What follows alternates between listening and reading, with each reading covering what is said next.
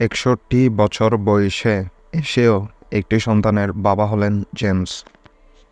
এটি তার দ্বিতীয় বিয়ের পর তার প্রথম সন্তান। কেননা এর আগে ২০১৩ সালে চিত্রশিল্পী মাইশাকে বিয়ে করেছিলেন জেমস, কিন্তু ২০১৫ সালে তাদের বিচ্ছেদ হয়ে যায়।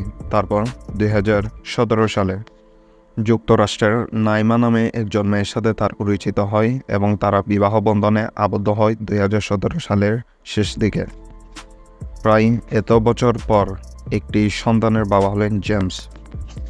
জেমসের কাছে যখন সাংবাদিকরা জানতে চায় আপনার অনুভূতি কেমন, জেমস বলে, অসাধারণ এরকম অনুভূতি হয়তোবা আমি আমার ৬১ বছর জীবনে কখনো পাইনি।